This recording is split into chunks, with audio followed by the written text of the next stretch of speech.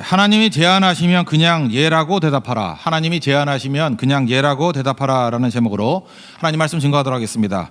오늘 내용이 많기 때문에 그냥 토픽 중심으로 살피겠습니다. 우리가 하나님을 믿는다 이렇게 표현하지 않습니까? 근데 하나님을 믿는다라는 것이 무슨 뜻인가?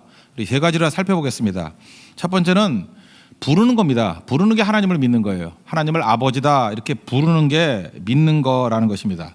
우리가 이렇게 부른다라는 것, 표현한다라는 것은 굉장히 중요한 것입니다. 이렇게 표현할 때부터 관계가 형성되기 때문에 그렇습니다. 예를 들어서 우리 표현이 얼마나 중요한지 이렇게 얘기를 하잖아요. 믿으면 교회에 나간다. 우리가 믿으면 교회를 나간다. 엄밀히 말하면 맞는 얘기 아니에요.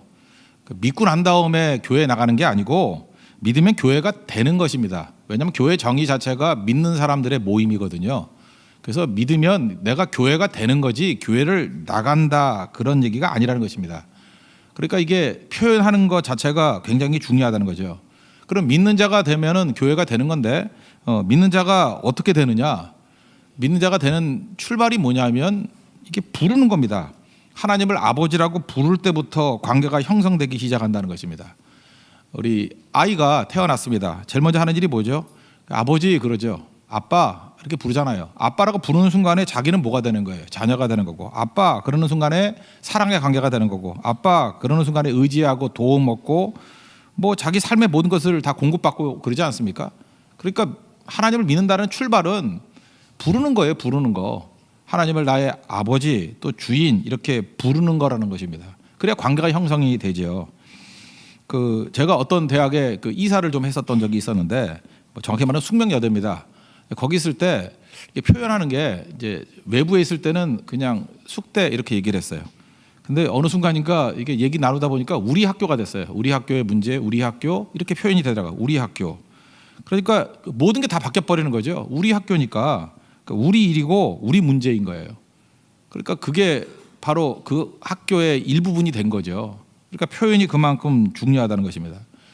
우리가 다니는 지금 세교회를 표현할 때에도 성도들 가운데 세교회라고 부르는 성도가 있어요. 세교회 또 어떤 성도는 우리 교회라고 부르는 성도가 있어요. 좀 다르죠. 세교회는 다니긴 다니지만 뭔가 좀 제3자 같기도 하고, 심지어 제가 이 교회 그러는 사람 봤어요. 이 교회. 또 어떤 사람 심지어 또 이런 교회 이런 사람 도대체 뭐가 자는 건지 모르겠어요. 그죠? 그렇게 다르죠. 이게 온도가 언어의 온도라는 말도 있는데 이 온도가 이게 다르다는 것입니다. 그래서 우리가 믿는다는 것은 하나님을 부르는 것부터 시작되는 거예요. 부를 때부터 관계가 형성이 됩니다. 그러니까 하나님을 아버지라고 부르잖아요. 그럼 자녀가 된 거고, 주님이라고 부르잖아요. 그럼 주인 되고 우리는 종 된 거고, 인도자 이렇게 부르면 우리는 그 길을 따르는 자들이 되는 거 아니겠습니까? 다윗 같으면은 시편 23편에서 여호와는 나의 목자시니 내게 부족함이 없으리로다. 그러니까 목자가 리더라는 개념이라 그랬죠. 그러니까 따라간다 그런 뜻이 있다라는 것입니다. 창세기에 보면은 아브라함이 겁나가지고 죽을까봐 자기 아내가 좀 예뻤잖아요. 그래서 아내를 누이라고 얘기를 하죠. 이건 아무것도 아닌 문제가 아니라 사실은 굉장히 심각한 문제라는 거죠. 왜냐하면 누이라고 부르는 순간에 아무것도 아닌 존재가 되잖아요. 옆에 있는 사람이 누구냐 그러면 안 합니다. 그래야지 남편이 되는 거죠. 그거는 친구를 안 붙였다 정도에 끝나는 게 아니라 관계 자체가 다 깨져 버린다는 것입니다. 여러분 옆에 남자가 같이 다니는데 누구세요? 그러면 아저씨예요. 이러면 안 되죠. 남편이에요. 그래야지 아내가 되는 거지. 그러니까 하나님과 나와의 관계에서도 하나님을 뭐라고 부르냐, 예수님을 뭐라고 부르냐, 거기서부터 믿는 자가 된다는 것입니다. 그래서 예수님께서 가이사랴 빌립보에서 이렇게 묻죠. 너희는 나를 누구라 하느냐? 그때 베드로가 명확히 얘기하잖아요. 주는 그리스도시요 살아계신 하나님의 아들입니다. 여기서부터 관계가 시작된다는 거예요. 그러니까 우리의 신앙이라는 건 뭐냐? 이 부르는 겁니다. 그래서 우리 연세 드신 분들이나 예수 오래 믿었던 분들 보면은 말끝마다 힘들면 주여 그러죠. 그게 한숨이 아니고요. 내 삶에 지금 많은 복잡한 문제가 많이 있다라는 거예요. 그런데 내 생각도 있고 주변의 의견도 있고 다 있지만 주여 할 때 뜻이 뭐예요? 예수님만이 나의 주님이라는 거예요. 그 말씀 따라가겠습니다라는 결심도 포함되어 있다는 것입니다.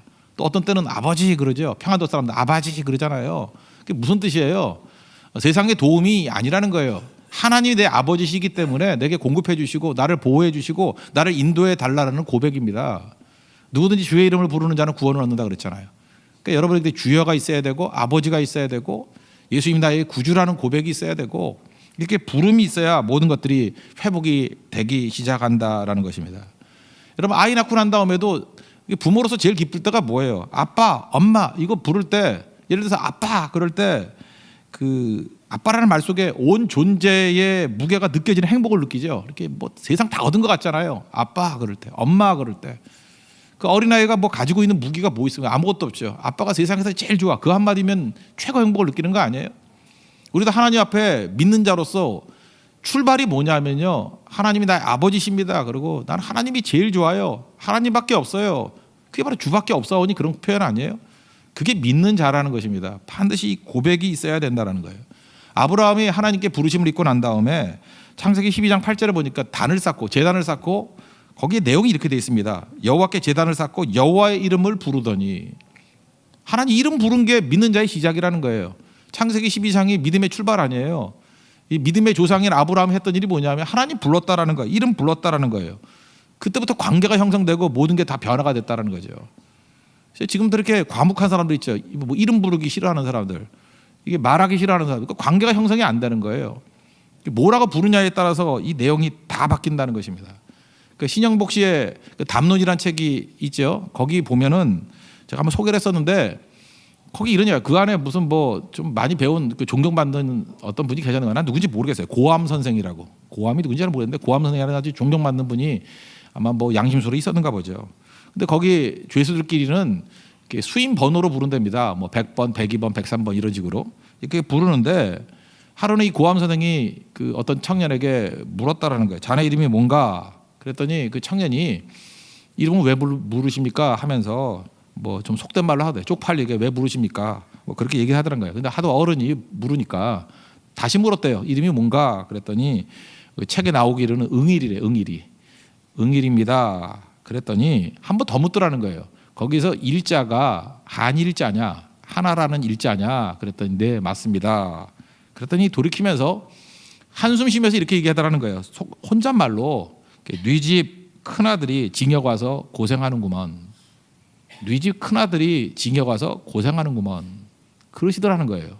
왜냐하면 옛날에는요 아이들 그 첫 아들 나오면은 한일자 많이 붙였어요. 그래서 김정일 장남이잖아요, 그죠? 우리 집안도 보면 태일, 황태일 그런 장남이고 영일이, 진영일 그러면 장남이에요, 그죠? 진짜 그랬어요. 장남하면 일자 다 붙였어요. 저도 사실 장남이기 때문에 병일이라고 붙여야 되는데 이제 그렇게 안 붙인 거죠. 일자를 붙였다고. 그러니까 맞은 거죠. 그런데 유심히 봤더니 그 청년이 그날 밤에 한숨도 못 자더라는 거예요. 그렇게 시시낙낙하던 사람이 한숨도 못 자더라는 거예요. 왜 그래요? 네 집 장남이, 네 집 큰아들이 징역 가서 고생하는구먼. 그때 잊어버렸던 자기가 큰아들이라는 것이 생각이 난 거예요. 자기를 큰아들이라고 지금 부른 거잖아요. 불렀더니 큰아들이니까 아버지가 생각나고, 큰아들이니까 어머니가 생각나고, 큰아들이니까 동생이 생각나고, 형제 자매들이 생각이 나는 거예요. 관계를 불러내는 거죠. 그래서 한숨도 잠을 못 이루다라는 것입니다. 이 부른다는 게 이렇게 중요한 거예요. 뭐라고 부르느냐, 여기서 관계가 다 형성되는 거거든요. 교회 안에서도 마찬가지입니다. 교회 안에서 사실 여기서는 뭐 너무 이렇게 분위기 안 좋은 관계로 가면 안 되겠잖아요. 뭐 이렇게 연애 감정으로 다 간다 그러면 교회가 힘들어지겠죠. 그래서 디모데전서 5장 2절에 보니까 이렇게 얘기가 나와요. 늙은 여자를 보면은 어머니 같이 대하고 젊은 여자를 보면은 깨끗한 마음으로 이렇게 자매들, 자기 자매 있잖아요. 형제 자매 대하시 대하라고. 이 얘기를 또 확대하면 무슨 얘기예요? 늙은 남자를 보면은 아버지 대하듯이 가고, 그 다음에 젊은 남자를 대할 때는 그냥 형제 같이 대하라. 이게 성경 말씀이라고요. 그래서 교회 안에서는 우리가 친구를 어떻게 부르죠? 누구누구 씨 이렇게 안 부르고 형제, 자매 이렇게 부르잖아요. 이유가 무엇입니까? 주 안에서 한 가족이 됐다라는 거예요. 그러니까 그 칭호 속에 이 관계와 메시지가 다 숨겨져 있다라는 것입니다. 그러니까 우리가 어떻게 부르느냐, 이건 굉장히 중요하다는 거예요. 우리가 넘어지고 깨져 있을 때 하나님께서 우리를 부를 때 너는 내 아들이다, 딸이다 이렇게 부르잖아요. 이사야 43장 1절 후반부에 보니까 막 두려워하고 있어요. 이스라엘 백성들이. 너는 두려워하지 말라.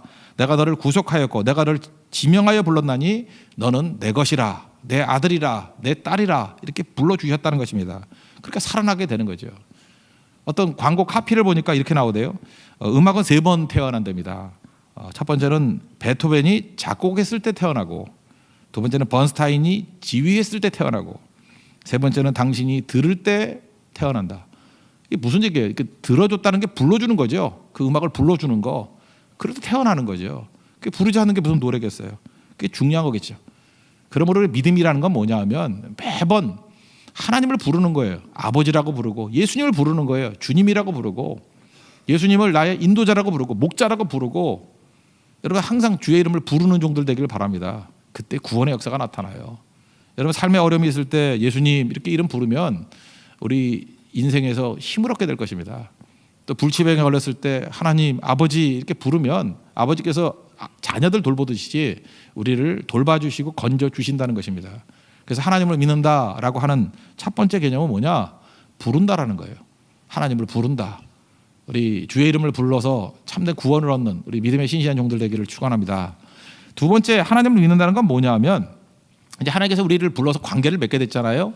그 다음에 주님께서 우리에게 말씀하십니다. 우리 인간이 먼저 말하는 게 아니라 하나님이 먼저 말씀을 하시는 거예요. 그러니까 하나님이 먼저 말씀하시니까 그걸 뭐라고 표현하냐면 제안한다라고 표현한 거예요. 하나님이 우리에게 제안하셔요. 어떤 걸 제안하시면 우린 자녀니까 어떻게 되죠? 예하고 따라가는 거예요. 이걸 뭐 우리 믿는 사람들 보통 아멘 그러는데 뭐 아멘이 예지요, 뭐 그죠? 예하고 이렇게 따라가는 거예요. 그게 믿는 겁니다. 이걸 우리 신학적 용어로는 순종이라 그러죠. 뭐 순종이 딴 거예요. 그냥 주님이 어떤 걸 제안하면은 예하고 따라가는 거죠. 오늘 4장 3절을 보니까 성경이 무엇을 말하느냐? 아브라함이 하나님을 믿음에 그것이 그에게 의로 여기신 바 되었느니라. 창세기 15장 6절의 말씀인데 믿었더니 그걸 의로 여겼대요. 그럼 믿은 게 뭘 믿은 거예요? 창세기 15장 내용에서 믿었다는 게 뭘 믿었던 거죠? 뭐 예를 하나 든다 그러면 12장 1절에 1, 2, 3절에 하나님이 제안하셨다고요. 이 갈대아 우르에 있는 아브라함에게 제안하셨어요. 너는 너의 고향과 친척과 아버지의 집을 떠나 내가 내게 보여줄 땅으로 가라. 이렇게 제안했어요. 그리고 단서를 붙이는데 뭐 이런 조건을 뭐 조건이 아니라 이게 축복을 얘기를 하는 거죠. 너로 큰 민족을 이루고 내게 복을 주어서 창대하게 하겠다고. 너는 복이 될 것이라고. 너에게 축복하는 사람에게는 축복하게 될 것이고 너를 저주하는 자에게는 저주가 임하게 될 것이다. 땅의 모든 족속이 너로 인해서 복을 받게 될 것이다 라고 하나님이 제안하셨어요. 제안이 뭐냐면 내가 말한 대로 떠나면 이런 일이 벌어질 거라고 제안하셨어요. 아브라함이 그거를 믿었죠. 그래서 이해했어요. 이해하고 떠났잖아요. 그게 믿음이라는 거예요. 오늘도 이렇게 설교를 듣지 않습니까? 설교 들으면서 하나님께서 여러분들에게 많은 말씀으로 제안하십니다. 이것저것 제안하잖아요. 그 믿음은 뭐예요? 네 하고 듣는 거예요. 듣는 거. 그게 믿음이라는 거예요. 하나님께서 맨날 제안할 때마다 아닌데요, 싫은데요. 그러면 뭐 아무것도 안 일어나겠죠. 제가 지난 주간에 그 루돌프 사슴 얘기를 했잖아요. 그 반짝이는 코 있었는데 왕따 당했다고, 그죠? 뭐 모든 사람들이 모든 사슴이 다 싫어했대요. 근데 산타 할아버지가 와가지고 야, 너 코가 참 밝아서 좋다. 약점이고 왕따 당하는 내용들을 갖다가 인정해주고 칭찬해줬어요. 그러고 난 다음에 이게 회복이 됐죠. 그리고 제안을 하잖아요. 이 은혜 받은 루돌프에게 제안하잖아요. 썰버 좀 끌어주렴. 그랬더니 뜨거운 마음으로 이해했잖아. 이해하니까 지금도 끌고 다니죠. 성탄절마다. 그죠? 죽어라 끌고 다니고 전 세계를 끌고 다니고 매년 끌고 다니잖아. 매년 벌써 얼마예요 지금 이게. 수백 년을 끌고 다니잖아요. 그 왜 그렇죠? 그 이해한 거예요. 이해. 그게 믿는 거죠. 우리가 그런 거죠. 하나님의 은혜 가운데 나를 건져주시고 인정해 주셨다고요. 주님께서 우리에게 제안하시잖아요. 너 헌신할래? 네, 그래야 되고. 제주성교 갈래? 네, 그래야 되고. 나를 위해서 좀 땀 흘리고 눈물 흘려줄래? 예, 하는 거.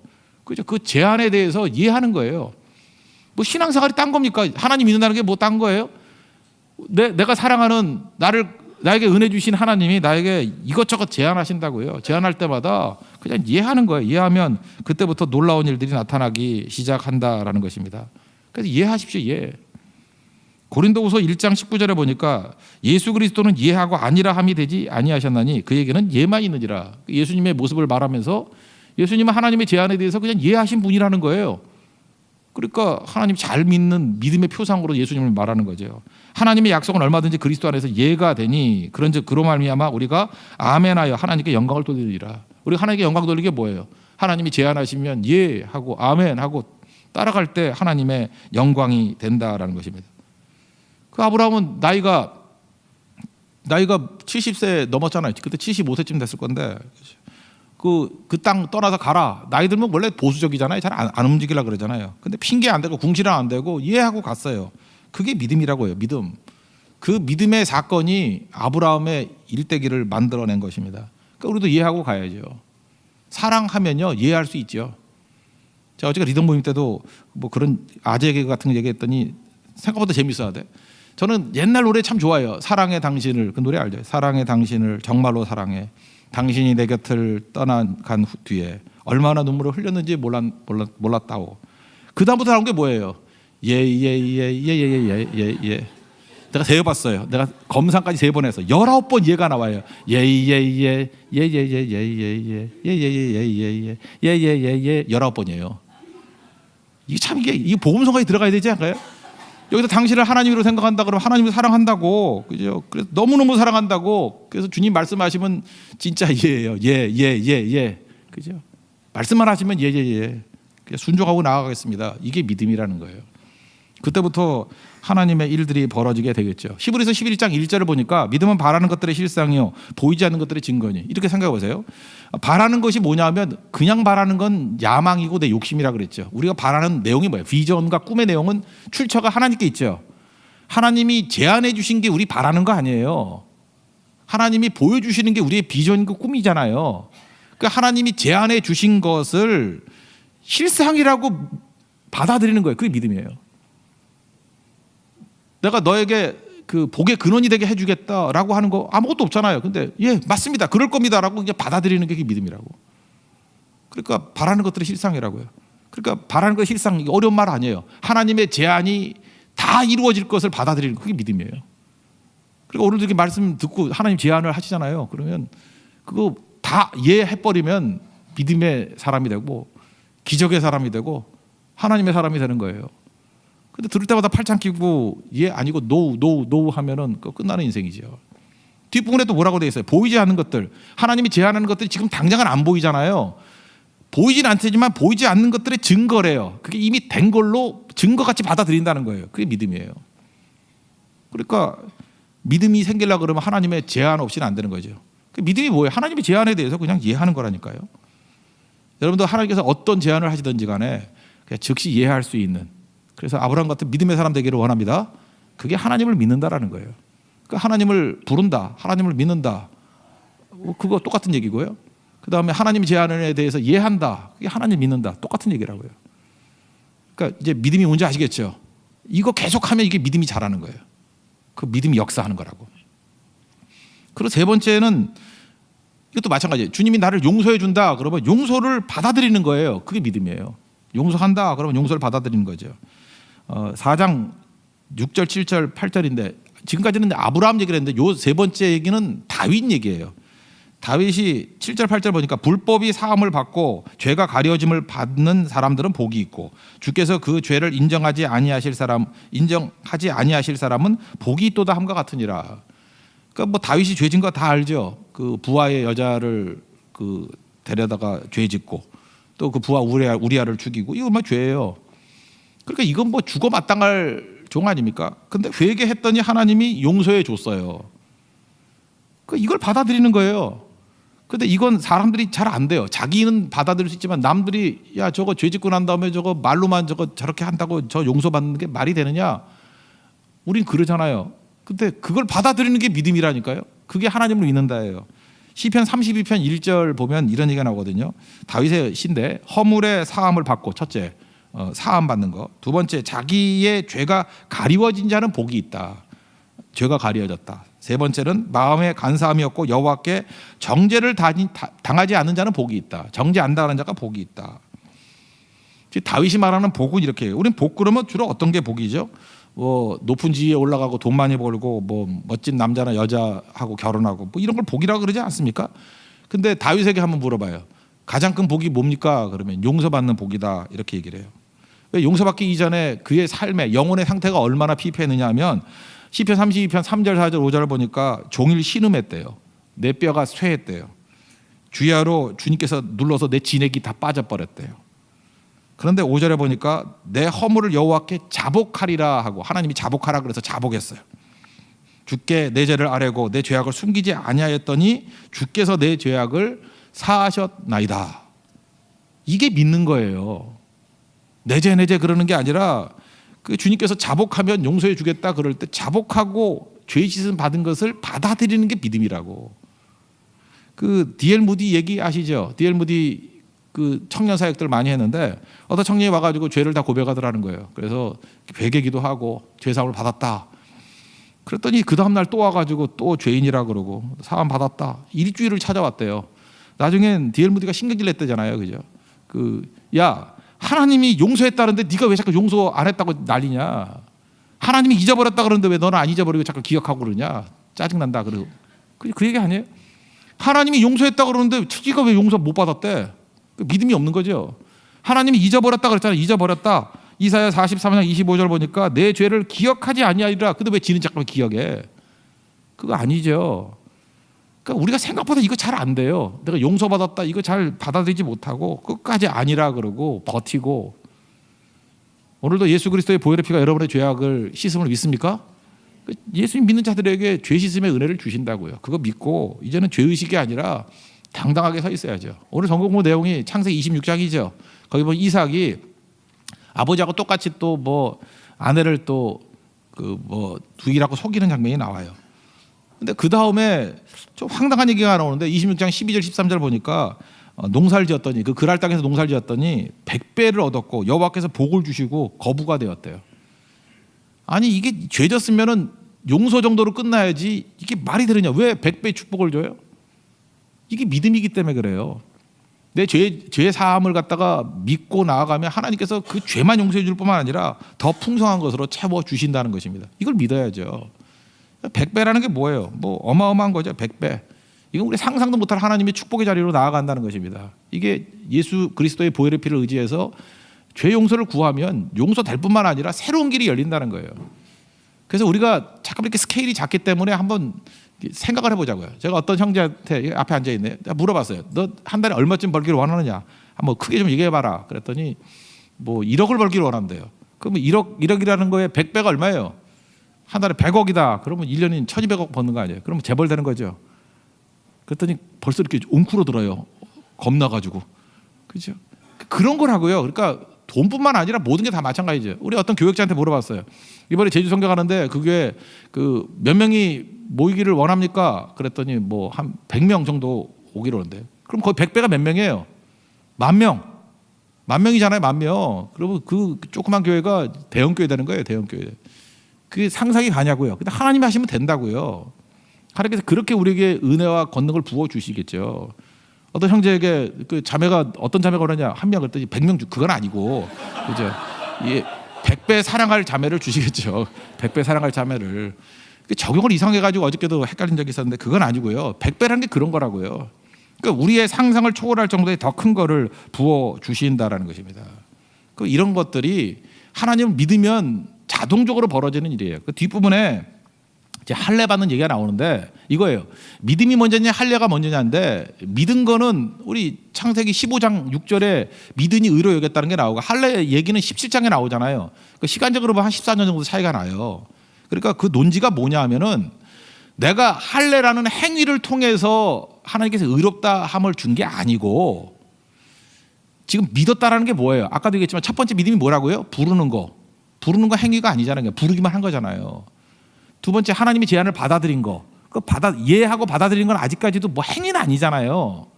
그런데 그렇게만 해도 의롭다고 여겨 주신다는 거예요. 그러니까 우리가 어떤 행동을 해가지고 의를 얻는 게 아니고 하나님 앞에 의롭다함을 받았다는 그 감격 때문에 우리는 할례라는 이런 사인을 받기도 하고 우리 할례에 해당되는 게 지금 세례잖아요. 세례를 받기도 하고 세례 받아야 구원받는 게 아니라 구원받은 백성들이 나는 하나님께 구원받았다는 것을 보여주기 위해서 세례도 받는 것이다. 그러니까 여기서 핵심이 뭐냐 하면 구원받은 백성들 이렇게 불렀더니 아버지가 되고 하나님이 제안하시고 예했더니 하나님께서 의롭다 여기심을 주신 것은 감격이라는 거예요. 감격. 하나님께서 이 새로운 세계를 우리에게 보여주셨다는 거예요. 그래서 믿는 사람들은 감격으로 사는 거고 흥분 때문에 사는 거고 감사로 사는 거예요. 그래서 마태복음 13장 44절의 말씀을 근거로 한 천국은 마치 얘기하잖아요. 밭에 감추인 보화라고. 그죠? 땅 속에 묻힌 아무도 모르는 보석을 봤어요. 그래서 그 보석을 발견한 사람은 어떤 일이 벌어져요? 기뻐 뛰며 집에 돌아가서 팔 수 있는 거 다 팔아요. 집 팔고 땅 팔고 냉장고 팔고. 냉장고 왜 파는지 모르겠어요. 냉장고 팔고, 우리 정경희 집사님 같으면 스타일러 팔고, 그죠? 다 팔아서 다 팔아요. 다 팔아가지고 그 밭을 기어이 그 밭을 사고야 말 거야. 기어이 그 밭을 사고야 말 거야. 지금도 어떤 사람한테 물어보면 하나님 만났냐 그러면 뭐 만났다 말로 해요. 근데 행동을 보면 너무 초연해, 너무 우아하고 너무 교양이 있고, 그 잠깐만 의심이 가요. 그 만나면 그러지 않아요. 감추인 부활을 본 사람은 흥분됨이 있어요. 그 난리치고 뛴다고. 그게 본 사람의 특징이에요. 믿음이 뭔데? 보는 건데요. 감추인 부활을 본 건데요. 그 제주성교 그러면 흥분되면 가는 거죠. 근데 이거 뭐 앉아가지고 주판을 튕기고 뭐 갈까 말까 뭐, 그러면 이제 느낌이 그런 거죠. 본 사람은 아니구나. 예, 그런 느낌이 있죠. 아니 뭘 못 봤구나. 주변 눈치 보고, 압력에 의해서, 예수는 압력에 의해서 움직이는 게 아니에요. 믿는 거는 감격이라니까요. 본 것 때문에.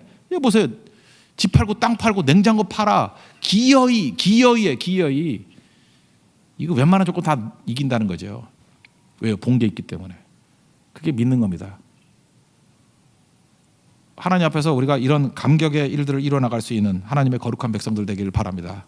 우리 정리하면 믿음이 뭐라고요? 부르는 게 믿음이에요. 자꾸 주의 이름 부르십시오. 그리고 하나님을 믿는다는 것은 하나님의 제안에 대해서 예하는 거예요. 예하십시오. 그리고 용서받았다 할 때 용서를 받아들이는 거예요. 그죠? 그래서 이 감격이 있잖아요. 감격 속에서 감추인 부활을 발견한 사람 같이 흥분 때문에 살아가는 거, 이게 믿는 자의 삶이라는 것입니다. 그런 승리를 이루는 믿음의 종되기를 축원합니다. 모두 자리에 일어나겠습니다. 다시 한번 찬양하죠. 천국은 마치 밭에 감추인 부활 한번 찬양하고 기도하겠습니다.